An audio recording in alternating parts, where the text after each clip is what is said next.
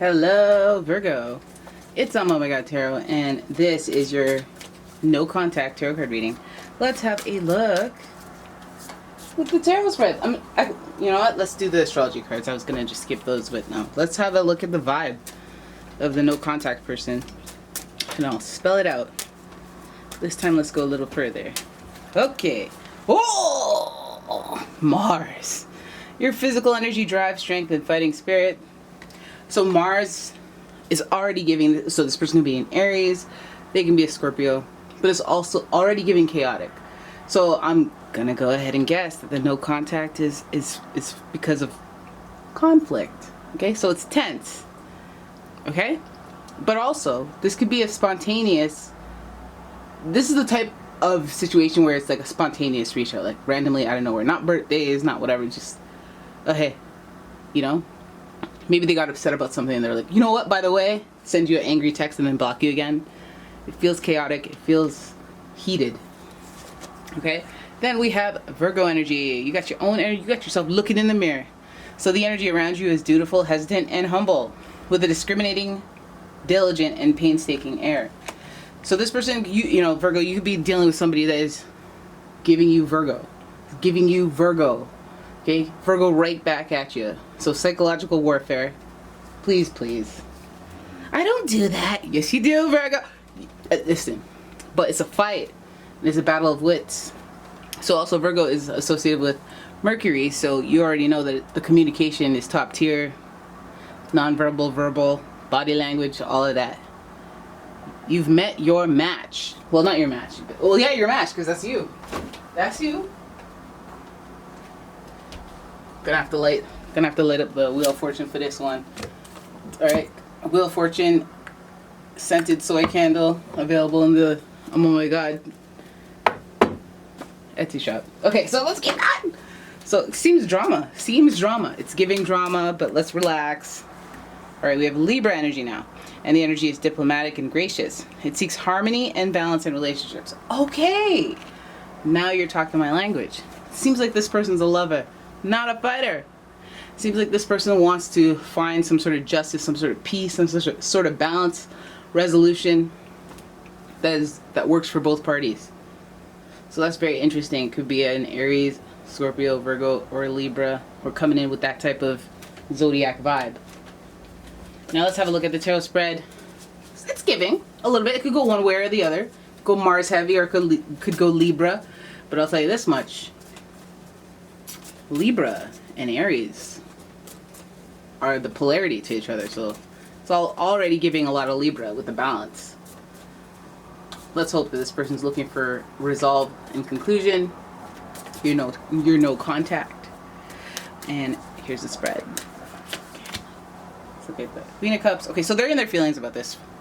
They're very much in their feelings. They've already done, well, not done all maybe the spiritual work, but they've reflected at least, and they're feeling nurturous or softened about the situation. They're feeling like they care. Okay? It's giving Cancer, Scorpio, Pisces, very sensitive energy. Maybe they're very sensitive about the situation, but they're looking at this from a place of, you know, I was a little wrong. You know, a little like humble, emotionally intelligent, a place of compassion. They're looking at the situation. They got their hands raised, so it's almost like a white flag, I surrender, I forgive, or well, I didn't say I'm sorry.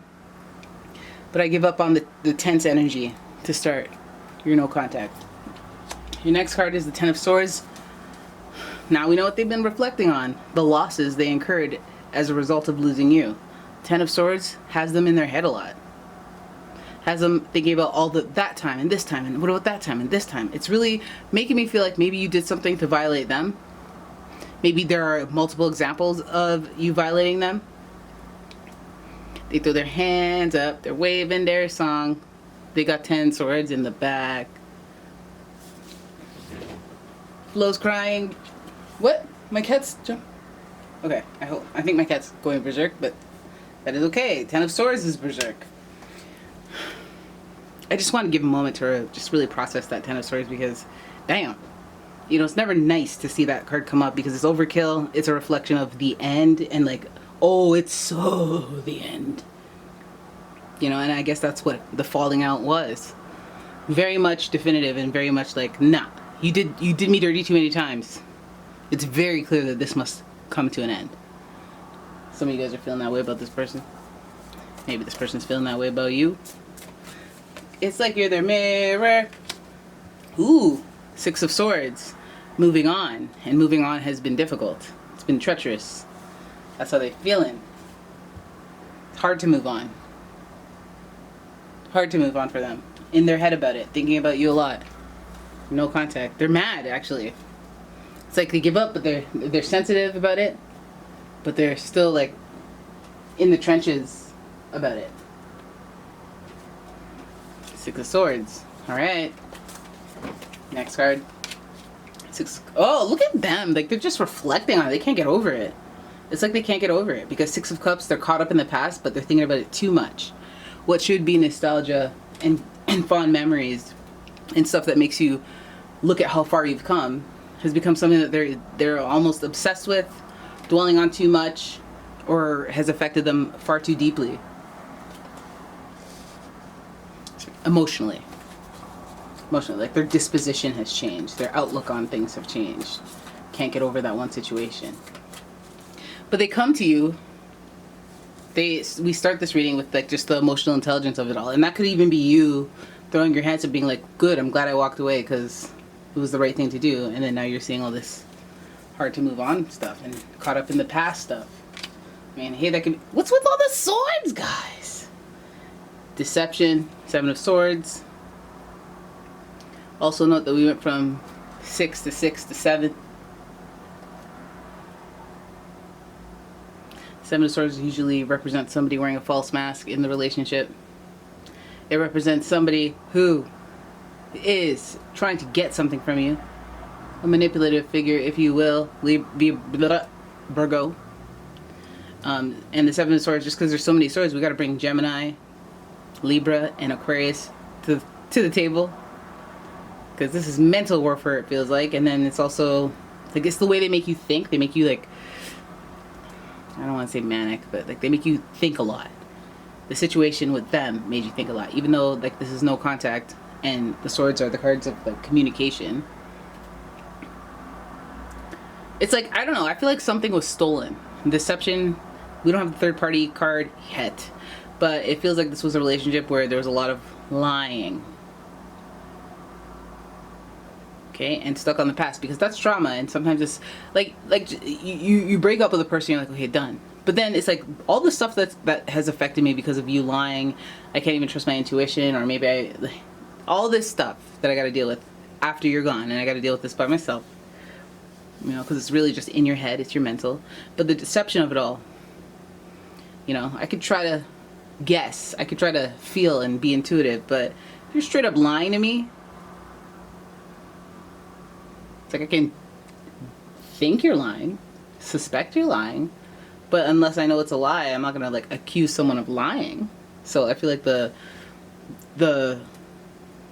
mental, it's like Virgos are smart. They can clock people lying for the most part, but mental games, I don't know if they can expect other people to be doing them. So there's a deception or feeling of deception there. Like this person just straight up was not who I thought they were. And Five of Wands. And then we have the mix. People in the mix. Competition. This person was competition. This person saw you as competition.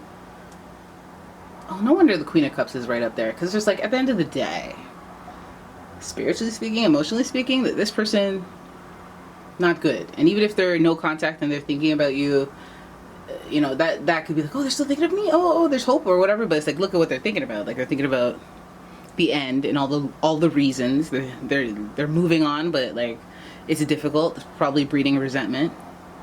They're caught up on the past, but probably not the positive parts because they're stuck on it for too long. And there's some deception there. There's some feeling of you lied to me or I lied to you, and they're just lying and they're not who they appear to be. Whether that was during the situation you had with them that resulted in no contact, or, which makes sense, Mars, or just they are appearing right now as happy and all this stuff, and or just not appearing at all, but what you're thinking is probably something different. Probably in the trenches, in their mind, probably not letting it show, probably caught up in the past and it's affecting them. And I feel like it involves multiple people. Like maybe it's a friend group, maybe it's a community group of some sort, you know, but other people are in the mix. It could be family, and they could be doing the most. I feel like when it's upside down like this, it's like, you know, usually healthy competition, right? So just watch your back. But when it's upside down like this, it feels like you didn't know this person was competing with you. Like this person was probably jealous of you to some degree. And you didn't know. You thought something else. You thought they were like supportive, or you thought they were a friend. You thought they were this no contact person. If it was like a romantic relationship, it's like probably hoping that they're in a better place and then they want to contact you. But it looks like they're like a deceptive person, and there are so many strikes, whether it was you know, raining blows, or them. There are too many reasons, and it's been too hard to move so far, like, or move on, or move far, you know. Maybe they did do that. They could have geographically moved on. But they think about it, and they don't think about it positively. And that could even be them lying to themselves. It's not in reverse. We'll just leave it at them lying. Or somebody wearing a false mask, pretending. Like, somebody's perceiving this wrong, the situation wrong. Like, as in, like, maybe you look back and you're like, oh, they know how they did me dirty. And they, by now, should have realized that after reflecting, after time has passed. And in their mind, they're like, oh, she knows she did me wrong. And she should, you know what I mean? Like, it's like you thought that maybe after a while they'd, but it's like, no, they still think, like, your perception of them is probably not what it actually is right now. Still battling demons, still have people in their ear, still letting outside influences affect them, their decision making.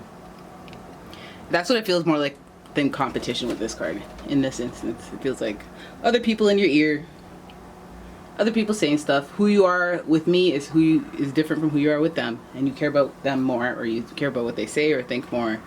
But they're meddling. There's meddling. So this no contact might stay a no contact, even though there are soft feelings, because there's, when you move along, when you move on, when you do your work and you heal and stuff like that, you're gonna be like, oh well, all the anger has melted away. Oh, I just remember the good things about this person, and da da da. But it's like, there's 10 swords, there's 10 reasons, there's reasons, pretty sharp reasons that things ended. I don't know what they are, but it sounds tumultuous with that Mars. Okay.